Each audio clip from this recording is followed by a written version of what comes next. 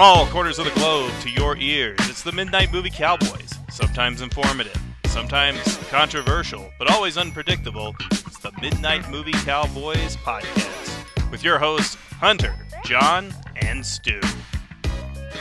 And now, on with the show.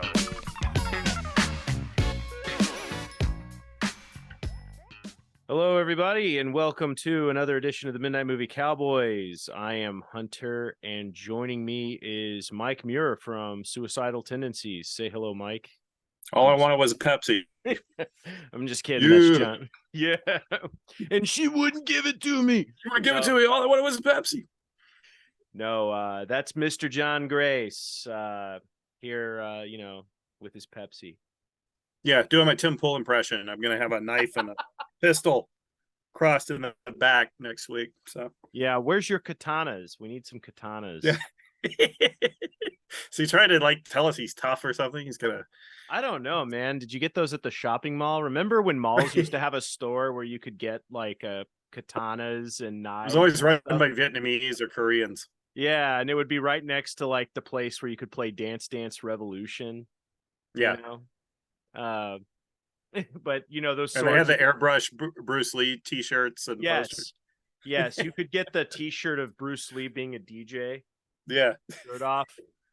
Oh, we're gonna get an Ang Lee biopic, backed by Shannon Lee, starring Ang Lee's son. Which I didn't know Ang Lee was straight. That was news. Yeah, I didn't know either. It was news to me. That was news to me. I just assumed when I saw what was that movie called? The Wedding Party. I just assumed I watched that and Eat, Drink, Man, Woman, and I was just like, it's a gay director.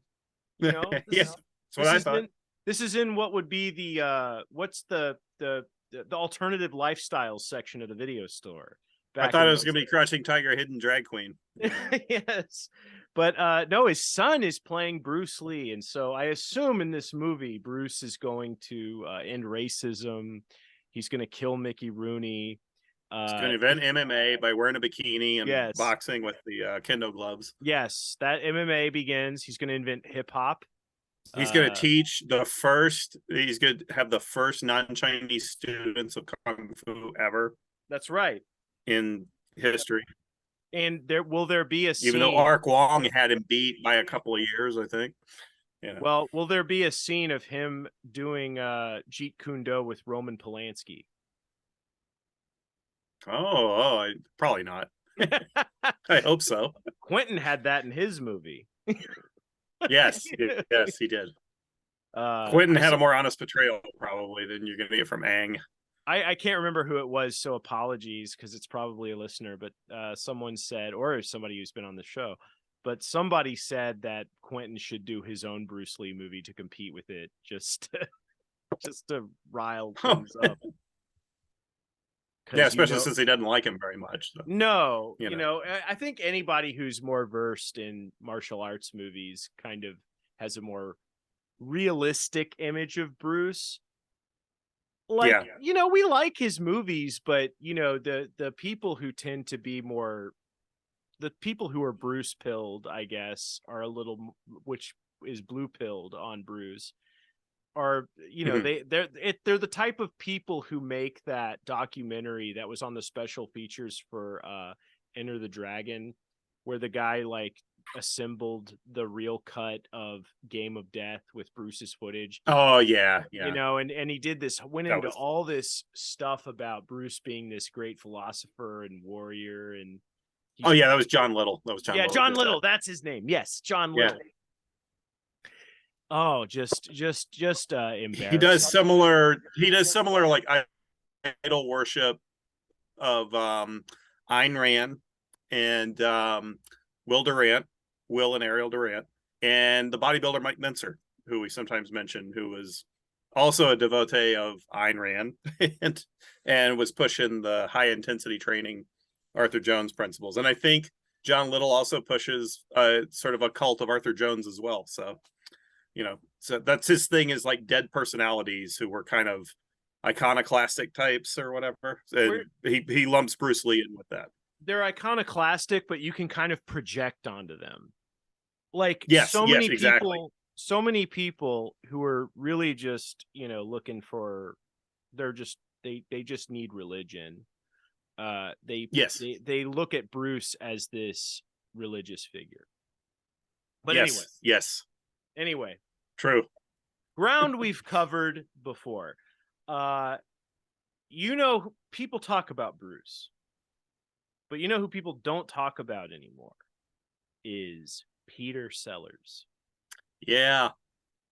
It was a big deal in the 70s when I was a kid.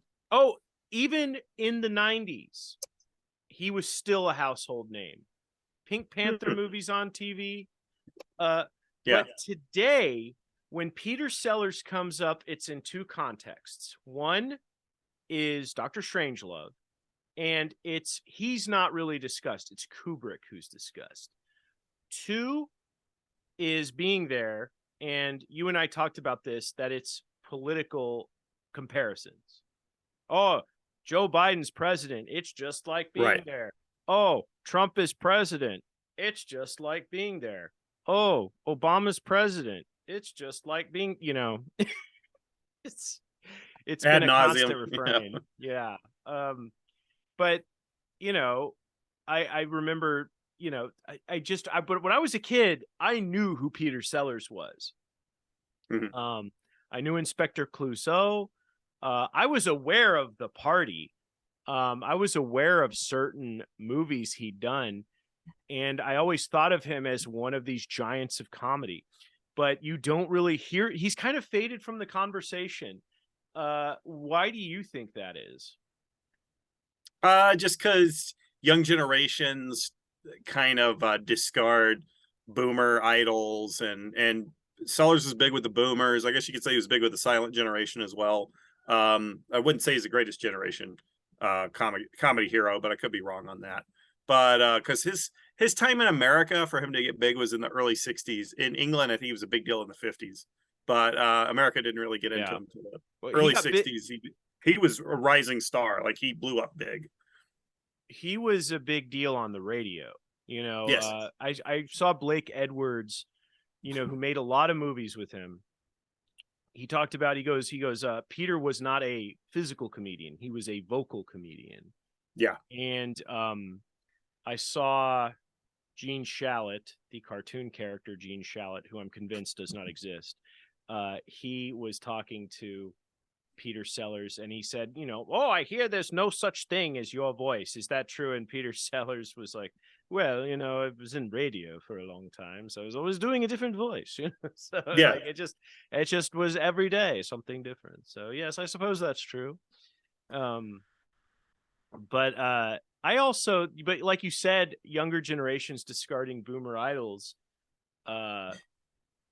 Not so. The Sight and Sound poll just came out. Every few years, the Sight and Sound polls all the critics and filmmakers and people in the industry, and they put out a list of the greatest movies ever made. And, for a long time, number one, Citizen Kane, big surprise. Then it was Vertigo, I think, right? Yeah. So the second to last time they did it, it was Vertigo. Mm-hmm. So you could tell, okay, like Andrew Sarris is dead. Pauline Kael's dead. Roger Ebert's dead. Gene Siskel, like all these, Leonard Maltin's very old, whatever. He's surrounded by Disney animals, I think. Yeah. So what you have, okay. So it was understandable that Citizen Kane would fall from number one, because you have a lot of people who are like, I'm a voyeur too. I like Vertigo. Like, Vertigo's for pervs. Yeah, I like. It's for pervs to say, "Hey, I'm against capitalism, man." Yeah, I'm a pervert, and I also love Brian De Palma movies, which guilty. Yeah. I love Brian De Palma movies. That's a big movie buff thing. I think that's with each generation is they like the Hitchcock, they like the really weird Hitchcock, and then they love De Palma. Mm-hmm. De Palma worship is insane. Yeah, and I kind of forgot De Palma is that guy who made Mission to Mars or whatever that I hated so much. Yes. Oh, bad film. Which I did like the one he did with Banderas and the model. What's her Femme name? Fatale. That's a good movie. Rebecca Romaine Stamos. Yeah, that was pretty good. Yeah, that was probably the last De Palma I paid attention to. It was pretty good. Yeah, like that's Black Dahlia was terrible. Black Dahlia was unwatchable. But De Palma, yeah, Mission to Mars was the reason he was like, I'm never working in Hollywood again, because it was such a bad experience. It needed a monster. It needed like a Martian creature. Mm-hmm. Came out and like eats Don Cheadle. But so the latest Sight and Sound poll, though, okay, just so I'm not screwing this up, you know, I have not seen this, so you could tell me it was Cannonball Run. I believe you. No, I would actually be happier if number one was Cannonball Run. The movie that was named the greatest movie of all time, John. This is how you know that idiots on Letterboxd have taken over. Chantal Ackerman's Jean Dielman. Huh? Yeah. That's the reaction. That's the correct reaction to that. It should have been The Nutty Professor, Jerry Lewis. Yeah, it's it's one of these European movies where like, I'm a normal everyday woman, but I have to be a prostitute to work to get by. It's one of those films. Oh God. So yeah, that's the greatest movie of all time according to Sight and Sound, and even Paul Schrader, who, you know, he goes, for 70 years, the Sight and Sound poll has been a reliable, if somewhat incremental measure of critical consensus and priorities. Films moved up the list, others moved down, but it took time. The sudden appearance of Jean Dielman in the number one slot undermines Sight and Sound poll's credibility. It feels off, as if someone had put their thumb on the scale, which I suspect they did. As Tom Stoppard pointed out in Jumpers, in democracy, it doesn't matter who gets the votes, it matters who counts the votes.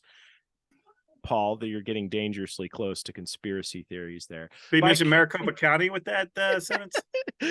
By expanding the voting community and the point system, this year's Sight and Sound poll reflects not a historical continuum, but a politically correct rejiggering. Ackerman's film is a favorite of mine, a great film, a landmark film. Stop lying, Paul. Sure it is. Yeah, sure it is. I'm sure he's got to make up for saying that what Weinstein did to Bertolucci's work was worse than his rapes. Yes. I never forgot that gem of a Facebook statement.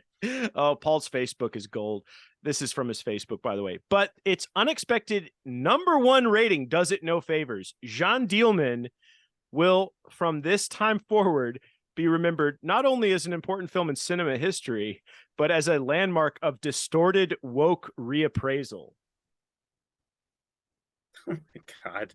So, yeah, so I feel like you're right that Peter Sellers is kind of a victim of, we got to throw off what dad likes, like Citizen Kane and Vertigo. So we get this, that happened this week. And we get an Indiana Jones trailer that looks like a Funny or Die video. That was a perfect comment. That was a perfect comment you made, that it looked like a Funny or Die video, because, you know, the movie that leapt to mind for me when watching that trailer was The Irishman. Okay. You know, there's a lot of stuff I liked in The Irishman, but the de-aging stuff, okay. I still haven't seen it, so no spoilers, Hunter. Yes. Well, you know, I'm not going to spoil what happens to Jimmy Hoffa, okay? Not going to spoil it, you know. You know. Yeah, I don't need to know. No. I want to be surprised. Yeah, you don't know that story. You don't know what happened, so I'm going to spare you. Right. But you know, Robert De Niro's he's de-aged to make his face look young, and then he drags this guy out of a restaurant and starts beating him up, and that young face on that septuagenarian body, maybe it's octogenarian at this point, you just can't hide it. And so, like, you know, I was watching this footage of Indy in his urban George Will get up doing like CGI Marvel type action scenes, and I'm going, this makes him look worse. It makes him look really old. It's Yeah. Roger Moore in A View to a Kill with his stuntman showing up, and it's just like, oh, it's so obvious because he's so old. How many times did you notice in A View to a Kill where the camera zeroes in on his face and he just looks tired? Like it happens during that whole San Francisco thing. Yeah. It's just like he's just like there's shots of Moore just looking tired as hell. Yeah, Like he just wanted out of there. that was the one too many. That was the one too many. Should have said no to that one. Yeah, Harrison Ford, just no respect for this guy, just cashing checks and and I think everybody's like, Harrison's so excited. He's so like, look at how happy he is, and he's pushing it. Look, Harrison Ford has made no secret he does not care about anything. He hates working. He loves money. This time he's just putting on a show. Yeah. I don't believe for a second that he thinks this is anything worth a damn. All I know is this is seeing trailers for movies like that is probably why I'm starting to lean towards looking into a video game system, because obviously new movies are never going to be satisfying. They're just awful now. Movies are the worst I've ever seen them. Craig Zoller cannot get anything greenlit. He's been not making a movie for 4 years now? 5 years. It's been way too long. We're done. Movies are over. It's done. I subscribed to the Hiya app on Amazon, and I tried some of these new films from China. Woo! They killed the genre. They have no clue how to make this stuff. It's really bad. At least there's some old Golden Harvest stuff, English dub, that I can watch and enjoy. But man, nothing good is coming from China. I'm gonna try some of the Korean movies. I'm gonna give it another shot. Not really digging Korean cinema so far. I know that's the big hip thing. I just don't get it. It's just nothing. It's just so bad now. Movies, I couldn't tell you the last time I was at the multiplex. I forgot. I literally forgot last time I was at the movies. Last time I went to the movies was to see Black Phone. But before that, I went to see Top Gun twice. Yeah, I saw Top Gun. Maybe that's the last time. Yeah. I can't remember. And I saw they're re-releasing it. They're re-releasing it in theaters and for the Christmas break. And I think it's because they don't have anything. I think there's nothing that will bring in anything. I saw Jaws.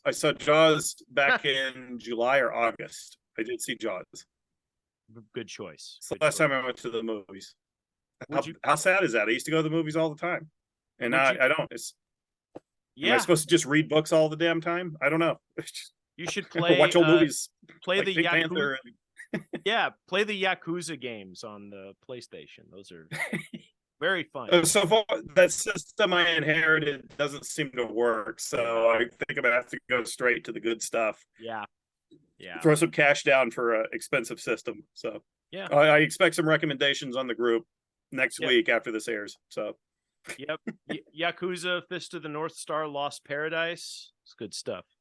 But I would go to the multiplex. I'll finally be the father my son wants me to be. Yes.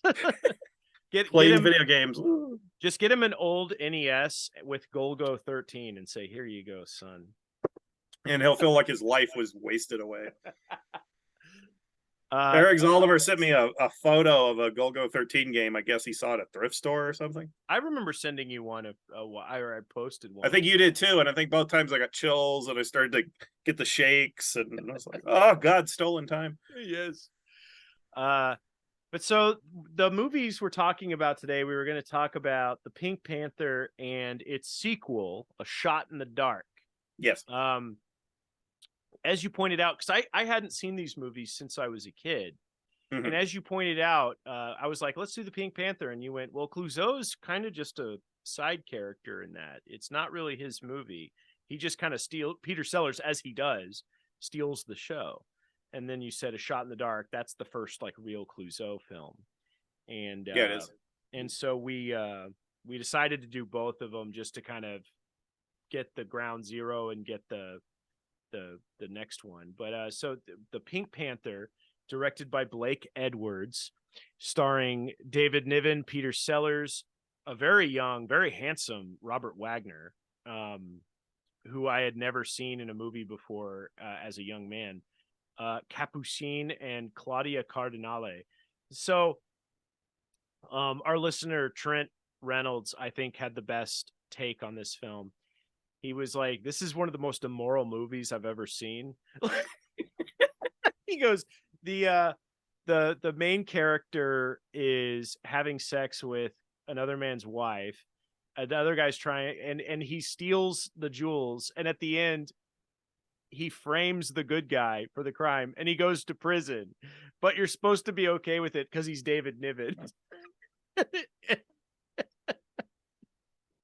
Yeah, and that's coming from Trent, who runs a website devoted to Parker, the Richard Stark character. Richard Stark actually being Donald Westlake's pet name, who is supposed to be an immoral thief and with no feelings for anything or anybody. And Trent has reviewed all the movies based on the Parker novels, and yet he considers this the most immoral thing he's seen. Yes. So that tells you a lot.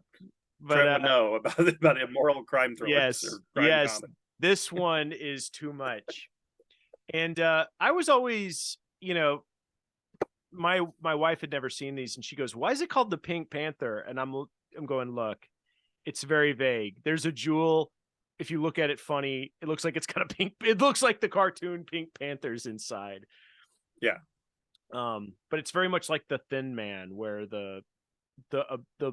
this obscure thing from the first film has become the series mascot. Right.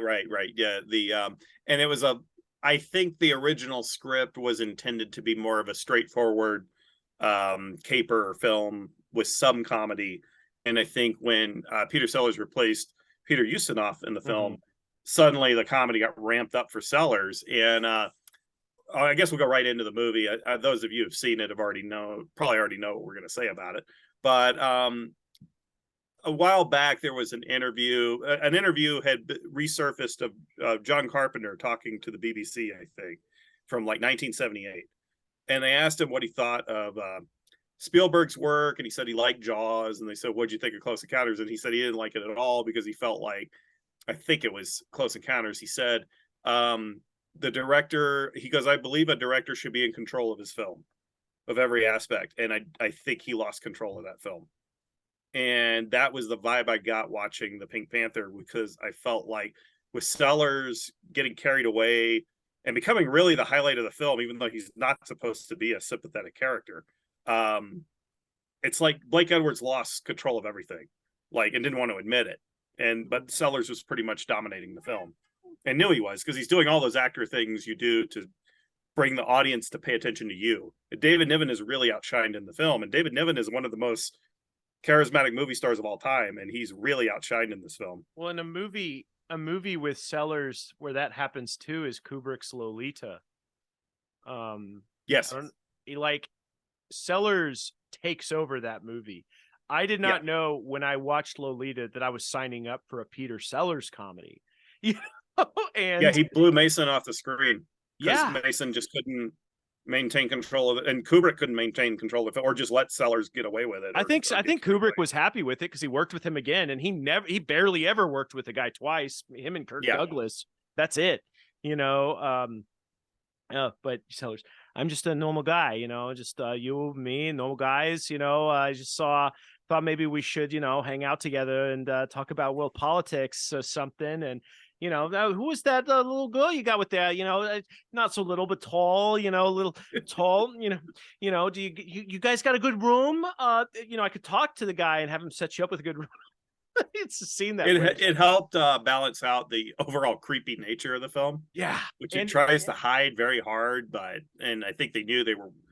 I think they only made the movie just to see if they could get away with it, but I think Sellers does help defray the sleaze aspect that's constantly bubbling up to the surface in this film, and by blowing Mason off the screen, and Mason seems less sympathetic in the film, actually. And he's a big fool, And then the plot twist is that Peter Sellers is another pervert like him, trying to move in on him. It's like, I don't think there's any other actor that could have done that for the film, and somewhat made it watchable, I guess. No, yeah, as distasteful as it is, it's like that worked. It's like that it helped tremendously. Like, Sellers is amazing in that film. He's amazing in Dr. Strangelove. Yeah, that's his showcase. It's amazing. Yeah, it's incredible. And You know what's a movie he's really good in, but he doesn't steal it? Is The Lady Killers. Yes, that's a very good film. And yeah, he People does not chew the scenery and steal the movie at all. No, and it also speaks to what a comic talent Alec Guinness is. Because Alec Guinness, people forget how funny he was in those Ealing comedies like Kind Hearts and Coronets and Lady Killers. Like, he's hysterical in those films. He's so funny. And he wears a lot of disguises like Sellers too in those films. Like Kind Hearts and Coronets, that guy's got to kill off all the members of that family, and they're all played by Alec Guinness, even the women. It's so good. Well, we're kind of in that pop culture where you don't know about the Ealing comedies unless people tell you about them because they're not promoted over here. And unfortunately, in this country, movie buffs always have to go back to their precious Star Wars, and they think of Alec Guinness as Obi-Wan Kenobi, and that's it. They don't think of him as being this guy who started all these Ealing comedies and all the work he did. I think of him as George Smiley, the Spy Master, and the two excellent British miniseries and the versions of John le Carré's novels, which are superior to the novels, in my opinion. And the Ealing comedies are fantastic. I recently invested in a Region 2 box set of Ealing comedies, supposed to be the best of Ealing. It's just a bunch of the movies, and bought it off eBay for $30 or something from a guy who got tired of it. And so I'm going to do a little deep dive into the Ealing comedies and enjoy that England that never was, the perfect England of Brian Clemens TV shows and Ealing comedies, and I guess some Hammer movies. But yeah, this ideal England that and to see the great skill of Alec Guinness. It's like, yeah, Sellers did not steal the Lady Killers. And you'll notice when we get into talking about Shot in the Dark, and this is true of the other Pink Panther comedies, he gives a lot of showcase to Herbert Long. Yes. He really, Herbert Long gets to do a lot in those movies, and is often just as funny as Sellers. And I think Sellers respected Lom enough to do that. The twitch. It's great. Yeah, because Sellers is one of those guys who could really take over and destroy a film. Yeah. He was one of those guys who, like his last film, Fiendish Plot of Dr. Fu Manchu, like he fired the director and took it over. He was one of those guys who, if a director was weak enough, he would dominate them. That happens to a lot of those guys like Jerry Lewis and Eddie Murphy, and it's a very common thing with really big comic talent. Like, they become hard to work with, they get directors fired. Jim Carrey, they want to direct it themselves, really. They just want to be able to get carried away and ham it up and not really use written material and improvise on camera. And I don't know, it's a weird thing. It develops with all of them for some reason. Yeah, well, like Jim Carrey's a total psychopath. Like that guy is totally nuts. And I remember Joe Dante talking about, he said, a director friend of mine did a movie with a comedian, and in post the comedian decided he didn't want to be funny anymore. And I found out he was talking about Jim Carrey on The Majestic. Which was a Frank Darabont picture. So of course Darabont and Dante are close. And The Majestic was a total piece of crap. And but Dante said the comedian Carrey wanted to take all the pratfalls out, all the comedy. He wanted it gone. He wanted to be taken seriously. And so he totally made that movie not at all what people would want. What happened to the studio system that would go in there and fire him? Yeah, and say, no, funny boy, we're just using all your comedy. Go make a serious film. Yeah, why does? Yeah, just because Jim Carrey gets 25 mil a picture, he gets to, oh, sorry, Frank Darabont. We don't. That thing we hire Jim Carrey for, the funny. We're not doing it. He doesn't want it. So like, does he get in his contract that he gets Final Cut? Ugh, silly, ridiculous. This is dumb. Stupid studios. They put us in this bind. They really did. They let letting the lunatics run the asylum is like you read Easy Riders, Raging Bulls, and you're like, hey, cool, man, the artist took over. You need dad in there to tell people no. Yeah. Well, the other fun thing about that John Carpenter interview is he says he would be very much at home in the old studio system. Make a musical, make a crime film, make a Western, all in one year. He loved that idea because I would have been had a lot of fun in that. Yeah. Do something, shake it up, do something different. And Blake Edwards was one of those guys from the old Hollywood system that was around a long time. Yeah. He was working up until like his last film was 1993. Mhm. And he was working from the 50s, married to Julie Andrews. He made Bruce Lee cry when he made Breakfast at Tiffany's. Yeah, bring it around. Yeah. He saw Mickey Rooney and Linda took him to see it and he cried and ran out. And supposedly in one trivia point I saw, they claimed Blake Edwards was a private student of Bruce Lee. I know he trained with Ed Parker, supposedly at Ed Parker's school, and Ed Parker's in some of the Pink Panther movies, but I don't know about training with Bruce Lee. Might have happened. I have no idea. It could have. I mean, yeah, I could see Bruce going over and doing some private lessons or something. Yeah, I mean, Blake's a big name. But he did some. He's mostly known for comedies, but he did some like Hitchcock type pictures and. What's that one he did with? Is it Lee Remick? Saw something of terror. Experiment in Terror. Oh yeah, great film. That's a great thriller. Terrific. I saw it on the big screen. It's amazing. So if you can see it at a revival theater, don't miss it. He also did the one Bo Derek movie that John Derek did not direct that she's best known for, and that's 10. That made her a star. That made her a huge star. Yeah, with Dudley Moore. We made Victor Victoria, which gets on a lot of 10 best lists. Really? From a lot of people. Yeah, it's a very popular film. Victor Victoria. SOB, I know was a pay cable favorite because you got to see Julie Andrews topless. I don't know why you'd want to, but in 1981.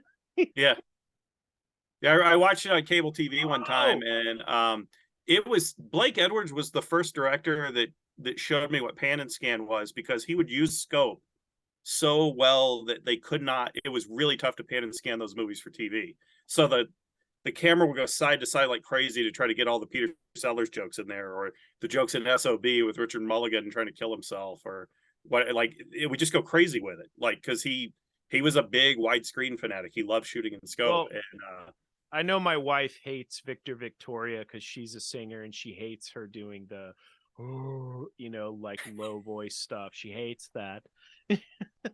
She's like, oh, Victor. I remember her bringing it up and saying, oh, it's a terrible movie. I would probably hate it. If I watch it, I'd probably hate it. It's not my type of movie. But the Pink Panther, though, I think it doesn't really come together. It's fun. It has funny scenes, but it's and I think it's worth watching for Sellers, and like there's some funny naughty stuff in there, but it's not a cohesive whole. It doesn't, like, in fact the plot's kind of hard to follow at first. Like there's a lot of stuff going on, and it's kind of for a caper movie. I think you need to be pretty tuned into what's going on, and it takes a while before you're able to kind of go, okay, that's who this is. Like there's too many sub characters. Like, I think that's the problem. One thing, here's a perfect example. One thing that made me mad was Claudia Cardinale plays this Princess Dala. Yeah. And they race swap her when she's older with the younger girl. And it took me a while to figure out that was the girl who had the Pink Panther jewel. You know, like they pick a child who's completely different from her. And so we don't really notice the time has passed or the jump or anything like that. And so it didn't, unless you catch the name, you don't really, it's hard to follow. And that seems like something that a director who cast Mickey Rooney as a Japanese man would make that sort of thing where any white actor could play any race. Yes. Well, and it's his blind spot. I think he probably would have admitted it was his blind spot because he was very ashamed of Breakfast at Tiffany's with the casting of Mickey Rooney. He was really ashamed of that. And yet, well into the PC era, that poster was a staple of girls' college dorm rooms. Yep. I saw it a few times on college campuses. It was weird. I was like, what the hell's going on here? And he did that film with Peter Sellers, The Party, which was kind of his take on Jacques Tati films. And in that film, Peter Sellers plays an Indian guy who was clearly the inspiration for Apu on The Simpsons. It's the Yes, exact very much. same voice. Like Hank Azaria is just doing Sellers' voice on that. That's all he's doing. Exactly. Yeah, but it's Although like I have met young Indian guys who like that movie, they love it. oh, it's a really fun movie. Like it's hilarious. If you like Tati films, I would say that that's a great example of a director hacking another director's work successfully. You know, people try to hack David Lynch, no one can do it. People try to hack Robert Bresson, no one can do it. But Tati is a very specific flavor and tone, and Blake Edwards and Peter Sellers nailed it. Like I went, this is Tati, this is playtime.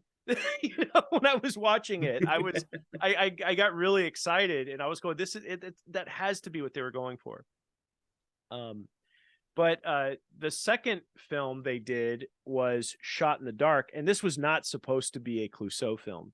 It was based on a play, and it ended up becoming a Clouseau film,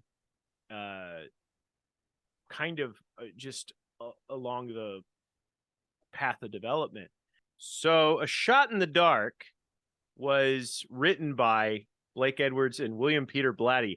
I didn't know Blatty had anything to do with this movie until now. Until I watched it.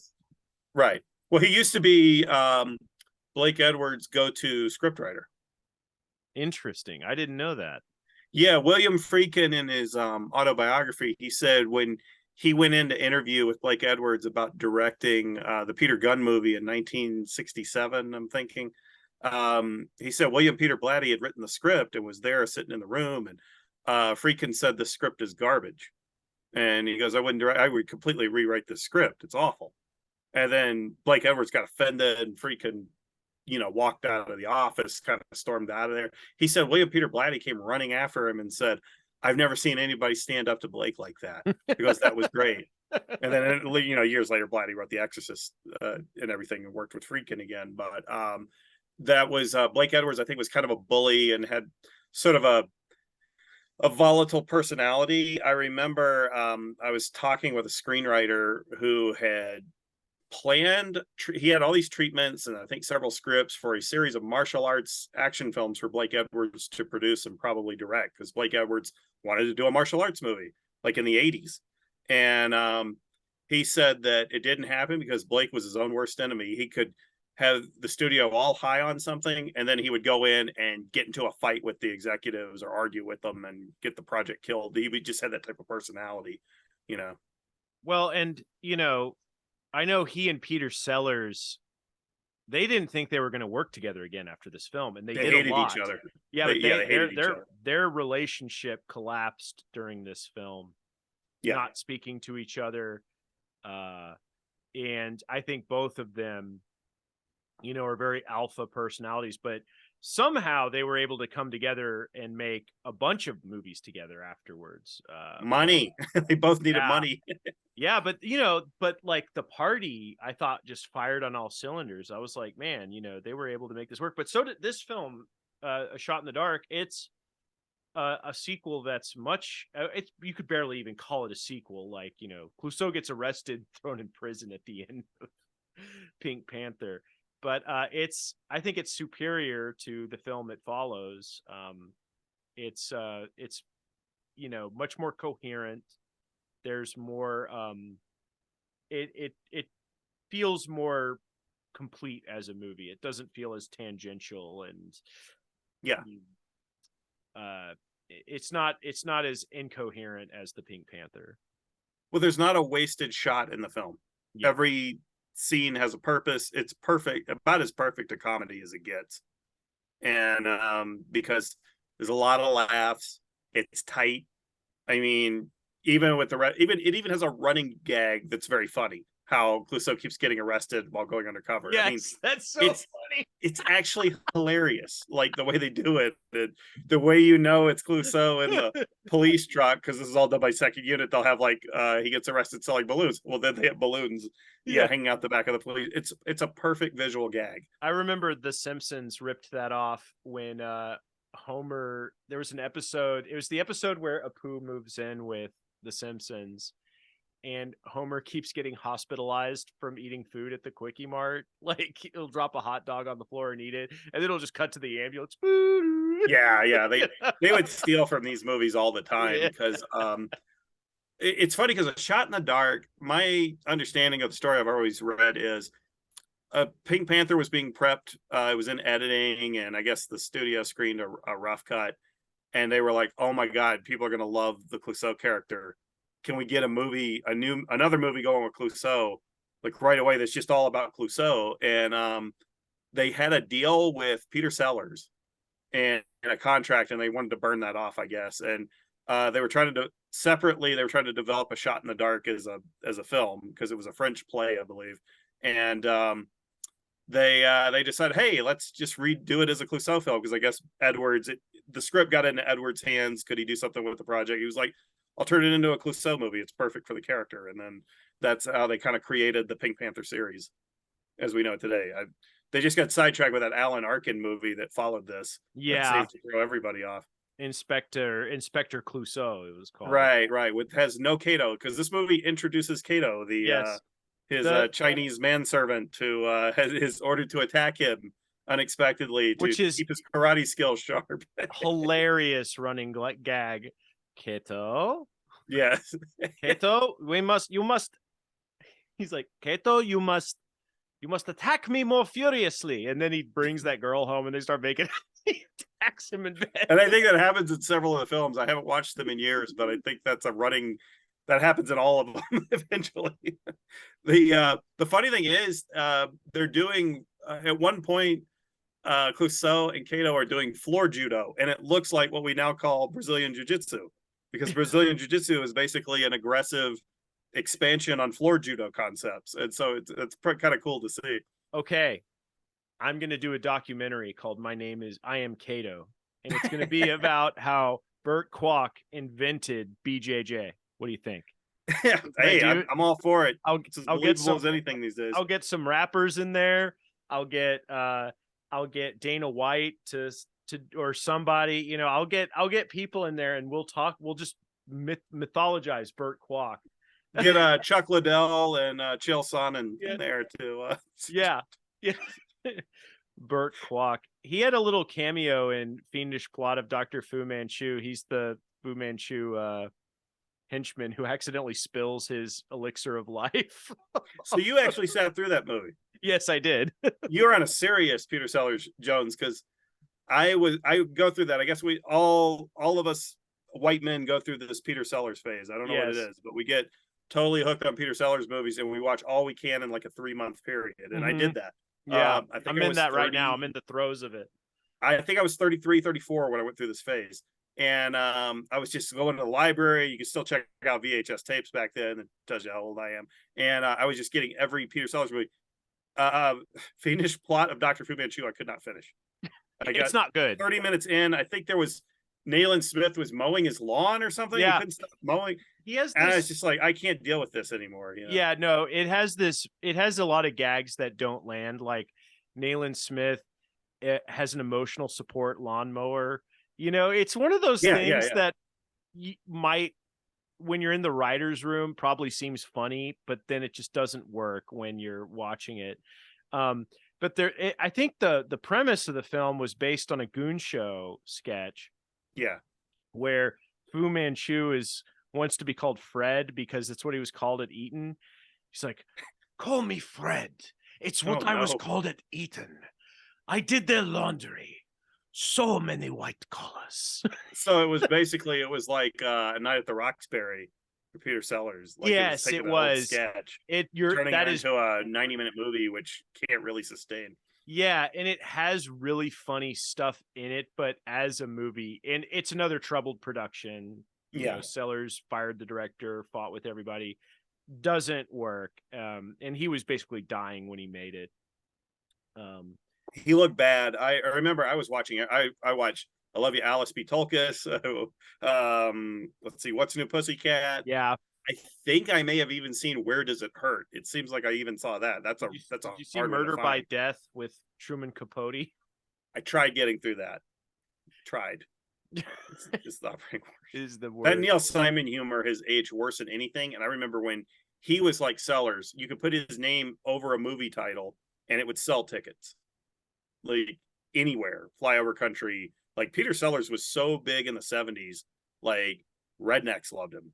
Like Yeah. he was one of my dad's favorites. It's like very he was like popular everywhere. Like it wasn't just like I say this about Woody Allen movies too, but it's like it wasn't just New York and LA to watch his stuff. It was like everybody all over the country loved Peter Sellers. It was like you could if the local TV station was running the Tom Thumb movie produced by George Powell, which Peter Sellers has a small role in, the TV station emphasized Peter Sellers was in the film. It didn't matter that Russ Tamblyn or whoever the hell was playing Tom Thumb. No, Peter Sellers. Peter Sellers and Tom Thumb. Well, it's like what's her name? Suzanne Summers. She went. I knew I'd arrived when American Graffiti was in reruns, or not reruns, but it was playing on TV, and it said American Graffiti starring Suzanne Summers. She's in it for like 10 seconds. Yeah, she's just the chick that Richard Dreyfuss sees and obsesses over the rest of the film. Yeah, it's just like she's barely in the film. I always love that when somebody, especially if they're not famous yet, gets top billing later on. After they get big. But Peter Sellers was that huge. This will stun some of our millennial and Zoomer listeners, but man, that was the comedy name of the 70s. It wasn't Saturday Night Live people. They hadn't really developed their footing as box office attractions. It's like Peter Sellers was comedy. There was just nobody like it. Like you could say Peter Sellers on a lower level, George Siegel. That's kind of how it was. It was just like that's what I vividly remember as a kid. Yeah, and I saw people when he died comparing him to Chaplin as like the greatest genius Britain had produced in terms of comedy. Yeah.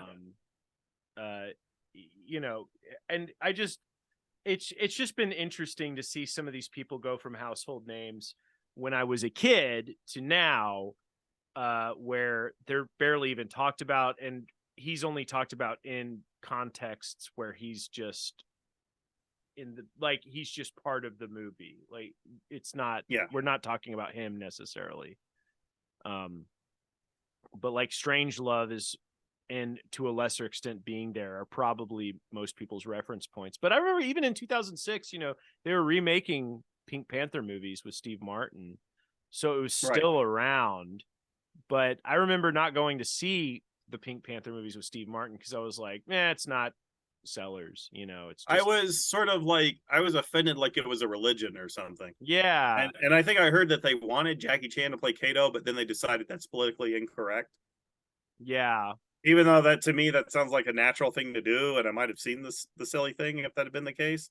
But if they were going to play it that safe and soft fisted on this stuff, I'm like, the hell with them, And they should have cast Jean Dujardin from the OSS 117 movies. Yes. Those are far closer to that Pink Panther prime formula than anything they're going to be able to do with a director like Pete Siegel or one of those guys. Yeah, it was like Sean Levy, I think, did one of them.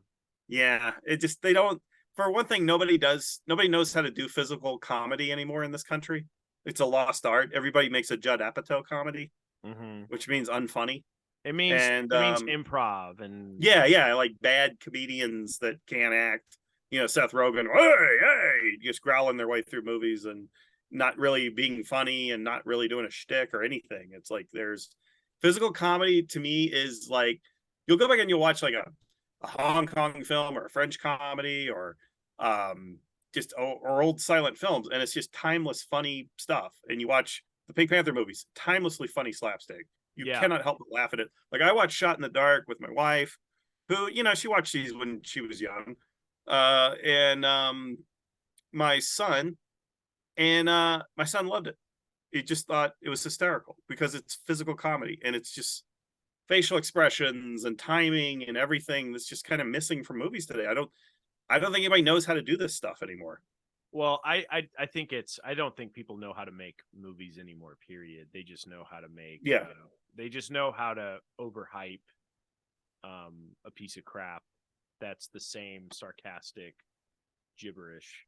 The same it's just same old crap.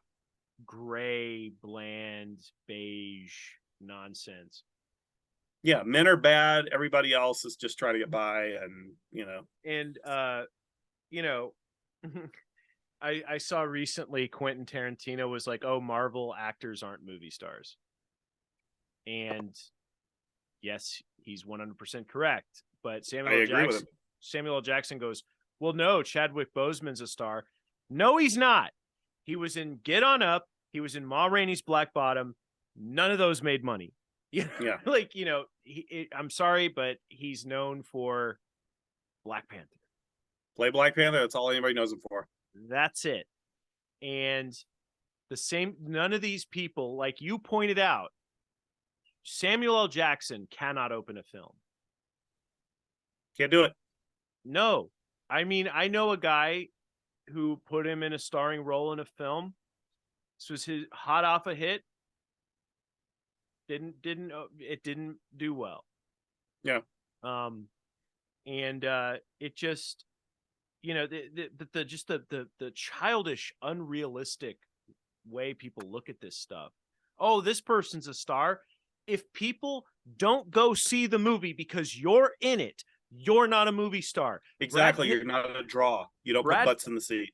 Brad Pitt is a movie star because he can do a movie like Bullet Train and it makes well over $200 million. Okay. And it sucks ass. And it sucks. But it makes money because he's in it being Brad Pitt. Exactly. That's the only reason people went to see that movie is because it was Brad Pitt being Brad Pitt. Yep. And that's what the movie sold you. That's what you got. If you can't do that, you're not a movie star. Okay. And anybody trying to argue with you on this, like, ask them, do they have Coach Carter Blu-rays at home? If they don't have a Coach Carter Blu-ray at home, they'll lie in their ass off. Ask them how many times a year they watch Snakes on a Plane. Do they own a copy of Snakes on a Plane? Do they even at least have a Snapcase cardboard New Line Cinema DVD from 2005 or whatever for Snakes on a Plane? Like you absolute morons are leaders of the industry and you don't even know these categories that are the simplest categories. You can't define them. It's become so incoherent. The words have no meaning to them. I'm a movie star because I'm in a Marvel film. Okay. Well, words don't mean anything anyway these days. How many times do you see a nonfiction book called a novel in professional reviews? Yes. A novel is a work of fiction, period. Yes. That's what we were told in journalism school. Mm-hmm. Oh, I didn't go to journalism school. I don't need that. But that's a strict definition. Yes. Novel. Nah. Fiction. Whatever I feel it is. Yeah. It's subjective. It's the words don't mean anything anymore. No, they don't.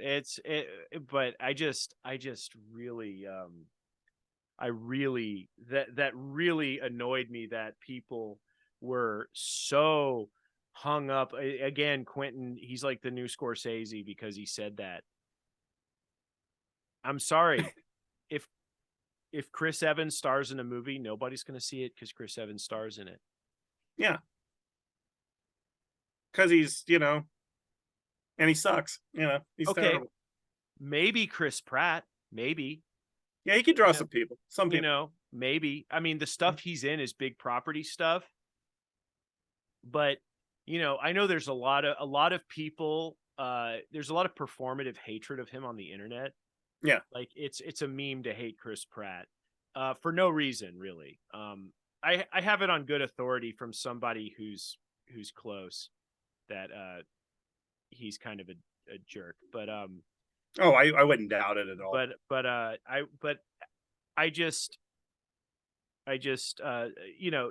He's one who you could categorize as that, right?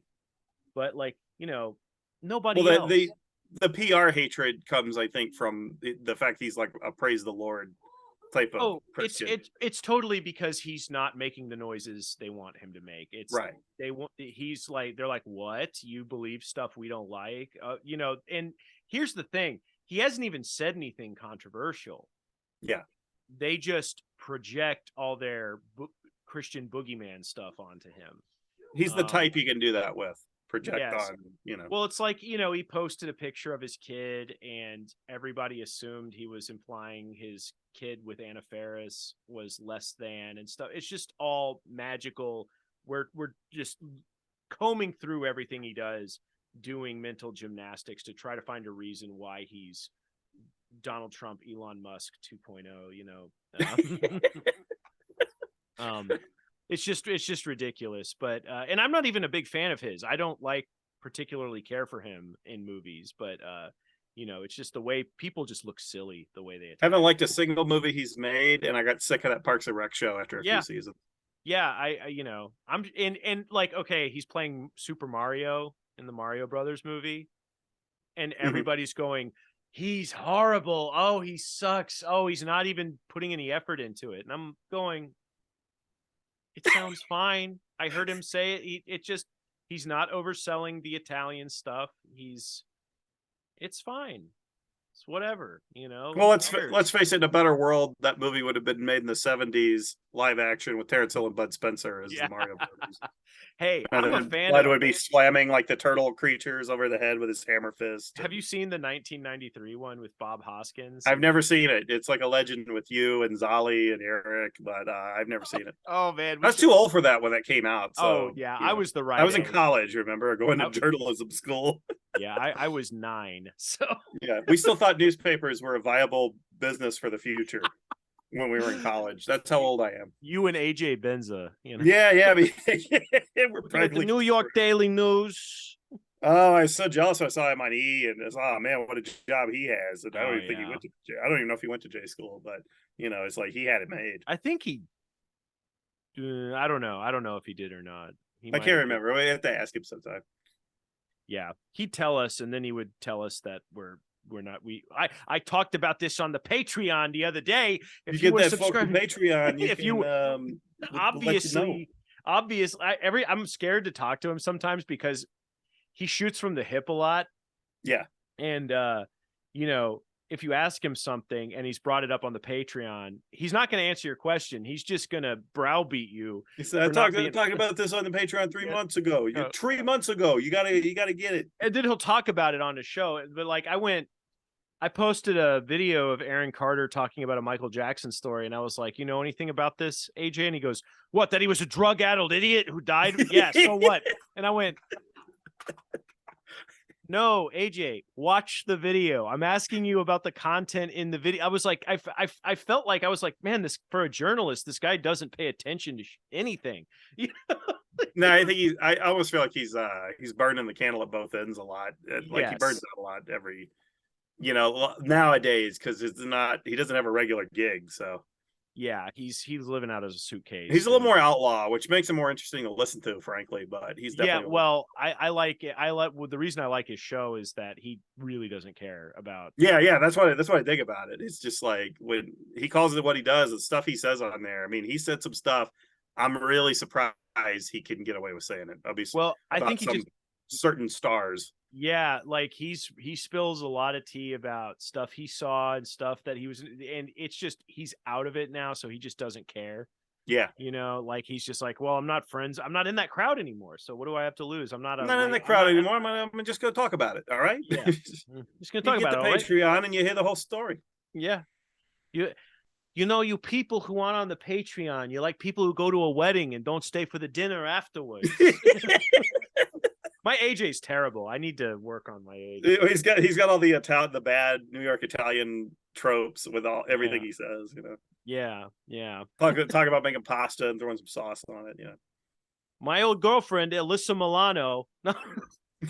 Not really my old girlfriend. I just say that.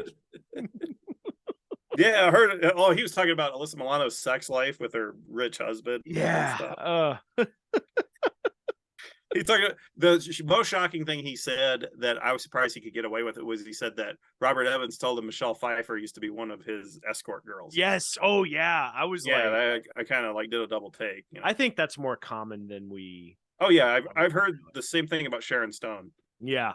I think that's how she started out. So I think that's way more common than we're allowed to know. Yeah, it's definitely.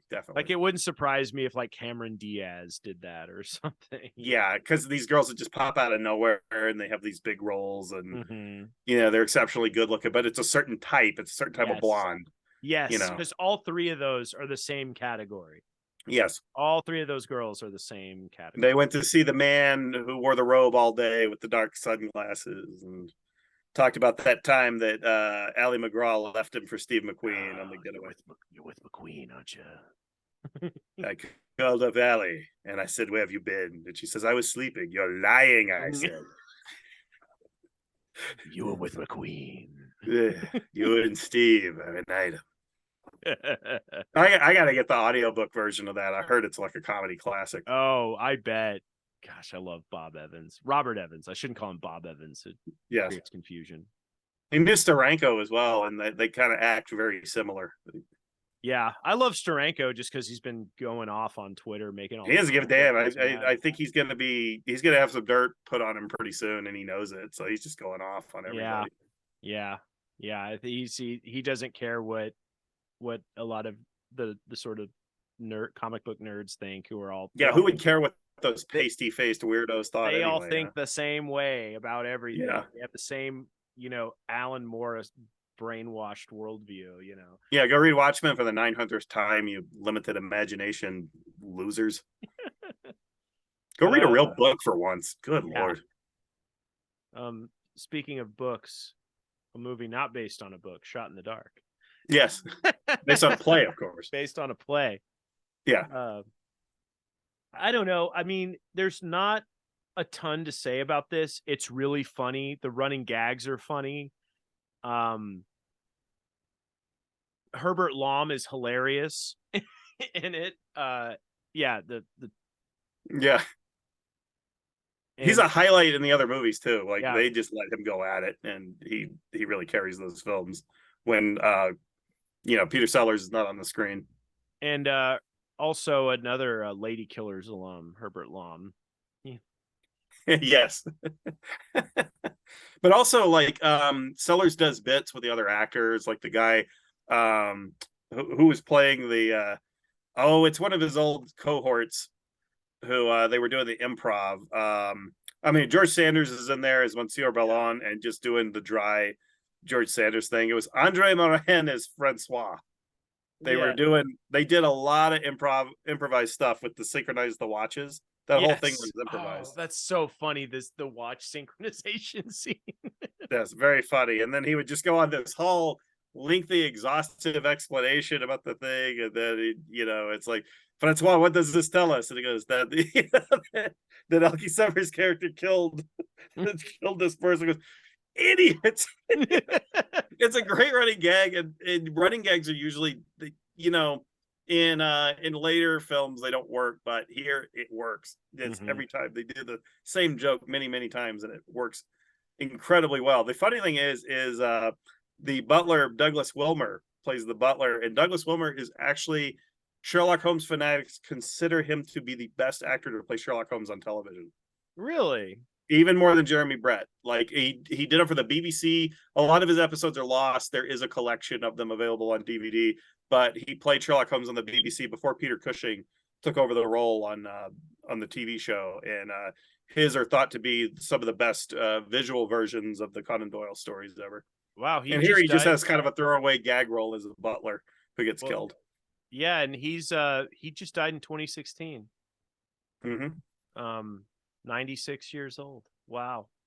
Yeah, but the George Sanders, I really like his performance in this because he never cracks up at Peter Sellers, which is an essential thing, because in the next Peter Sellers Clouseau, I think it's Return of the Pink Panther. It is Return, yeah.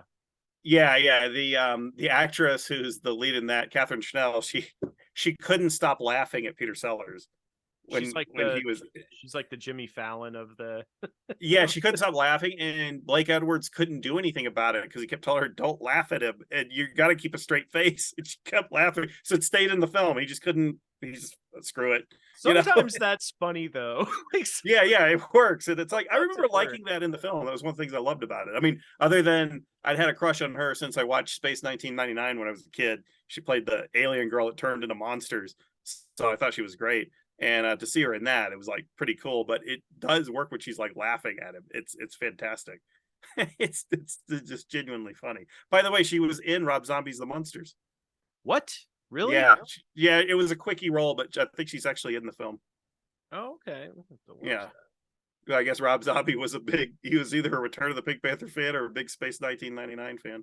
Oh, and Douglas Wilmer is also Nayland Smith in Fu Manchu movies. Oh, is he? I didn't. Yeah, Because I was thinking Nigel Green, because Nigel Green was Nayland Smith in the really good one. So I forgot Douglas Wilmer took over the role. He was Pretty in good. Brides of Fu Manchu and Vengeance of Fu Manchu. Was one of those the Jess Franco one? I think that's Castle of Fu Manchu. Okay, yeah, it's not. Yeah. It's not because I started that one and I bailed watching it. Ooh, Yeah. The Jess Franco Fu Manchus are brutal. Yeah, those Christopher Lee, I think he was kind of a stick in the mud about the Dracula films, but he should have been a stick in the mud about those. I know, he should have been way more quality insistent. It makes me question his taste as an actor. Yeah, for sure. It's like, could you be a little more discriminating about your scripts if they're paying you this much? But the other thing that I like about both films, and what I really like that A Shot in the Dark continued this, is both films had this very high budget feel, even though I don't know if they were actually high budget films, but it's very slick intercontinental feel, like the early Bond films. Like, they're not, you almost cannot tell they're American productions made by Americans. They feel very European. No, they feel like, they kind of feel like the type of movie that Mike Myers was spoofing with Austin Powers. And I think he admitted he was. Like, Peter Sellers is his big hero. Oh yeah. Like, it just, playing the multiple roles and stuff is totally him. Because when I saw, Austin Powers, I remember thinking, oh, this feels like a Peter Sellers movie, when I was watching it as a kid.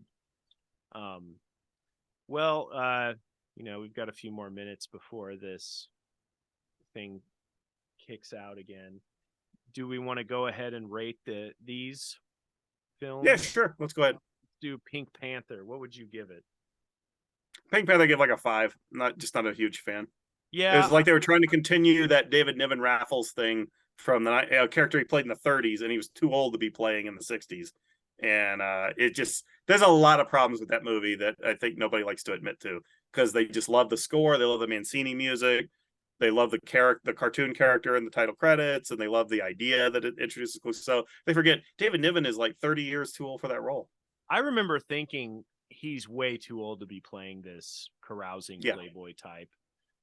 Watching it, and I'm with you. It's not very cohesive. I gave it a 6 when I wrote it up on Letterboxd, which was probably too generous. Because you're being real nice. Well, because it does, like you said, it's got the cartoons, it's got the music, it's got Peter Sellers. Yeah. It has a lot going for it. It's just, as a movie, it's not cohesive. It's not coherent. It doesn't come together. What about Shot in the Dark? Shot in the Dark, I give a 9. Yeah, that's strong. I think it's an incredibly good comedy. Almost every scene is perfect. There's no fat. It's like this and I think the Pink Panther Strikes Again, I think, are the best ones in the series. I think they're absolutely flawless comedies. They're very funny. I think they can still make you laugh no matter how many times you've seen them. They're very well made. Blake Edwards was an incredibly good visual director, but the best in the business. This was back when the A comedy was big around the world, and this was, in the 70s, the most successful comedy film franchise in the world. Oh, I mean, it all around everywhere. Considering how many were made without Peter Sellers, that tells you how successful these things were, because they did there's the Alan Arkin one. Mm-hmm. Okay, but there's also Curse of the Pink Panther, which does not have Clouseau. Right. Ted Wass is in one of them. Yeah, that's that one. Roberto Benigni is in one. Son of the Pink Panther has Joanna Lumley is in one. It's a reporter trying to find Clouseau, and they use a lot of outtakes of Sellers. That was Trail of the Pink Panther. Yeah, that was the Peter Sellers is dead. Let's make another few But bucks. let's off this. game of death his ass, for this one. Yes, let's they brought in Roger Robert Moore Clark. actually plays Clouseau, and I think it's Trail of the Pink Panther because it shows up. But Clouseau's had plastic surgery, and it's Roger Moore, and he's got an uncredited cameo at the end, and he's doing a Peter Sellers Clouseau impression. Well, and he does pretty well. He actually said they had approached it about maybe continuing the series with him playing Clouseau. Well, I do know that, they wanted to use Kato, but they had to get Casanova Wong in there instead. And wouldn't that have been great? And, Blake Edwards, when he was unavailable, Robert Klaus would show. Yin Bu as Kato could be doing the flips and everything. Yeah, Clouseau's wearing giant sunglasses. For most of his well, they have him with the bandages, just like Game of Death. They have the bandages and stuff around Roger Moore. So I think Blake Edwards saw Game of Death and got some ideas for Trail. Oh gosh, yeah. I haven't seen Trail of the Pink. I mean, if I have, I forgot about it, so I need to. You'd want to forget about it after you saw it, except for everybody says it's the worst. And they're people hate Son of the Pink Panther in some of these, so we'll see. But yeah, I'm working my way through all these Sellers movies, so I'm gonna get to all of them. Who knows? Maybe we'll do a follow-up or something. But yeah, I wouldn't mind. I'd like to talk more about them. There's something very compelling about them to speak about. It's a type of film that's not made anymore. Yeah, absolutely. The A studio picture slapstick comedy. Well, and I think the thinking now is that comedy doesn't export. Right. Which is ridiculous because you can watch a Hoy Brothers comedy like Private Eyes and he swipes jokes from Pink Panther films. They're in there. It's like you could tell this was just the biggest stuff around the world. Like it translated into every language there was. A guy with glasses, binoculars looking at a chick in a pool and he's distracted and he goes over into the pool because he's following her diving in. That's going to go everywhere. That could play anywhere, Yeah, I think the thinking's very short-sighted. I think they want the comedy to go with big, expensive action scenes, with, and the comedy's very beige, gray, goopy, sarcasm. Oh, you're this guy? I thought you were this guy. Oh, I'm that guy. Oh, really? Oh, I'm sorry, Your Highness. You can't defeat me. I can't, but he can. Ooh, here comes over. Yeah. It's we're in like the slacker comedy, lazy comedy. I don't know. It's hard to explain. But I'm heartened because a lot of people I know who just eat that slop up, a lot of them are not watching this stuff anymore. So they're like, nah, I'm good. I don't need to watch it. So, nobody has 3 hours for the next Judd Apatow comedy. No. Yeah. There's a defeated man, Judd Apatow. The comedy of defeated men. Yes. Who've given up on the art of being manly. Yeah, they've given up on being funny even, they don't care. They just want to yell their politics at you and hope you'll it's like go away. It's like go away. You make me want to just go live in a cabin in the woods like Eastwood and Firefox. Yeah, there you go. I'm gonna start thinking in Russian to fly this plane. Well, all right. Anything to plug, John, before we go? Nothing to plug this week. Hopefully we'll have some stuff to announce pretty soon. Yeah, hopefully. We keep chugging along. We're struggling to get these out, but we're gonna get back on track. And it's the holidays right now. We'll get holidays. Everybody's schedule is off, off all over the place, and it's just tough right now. Yeah. We have to buy gifts for our families too. Sorry, guys. Yeah, that's true. Well, speaking of buying gifts, if you want to donate, there's the Ko-Fi donation page link thing.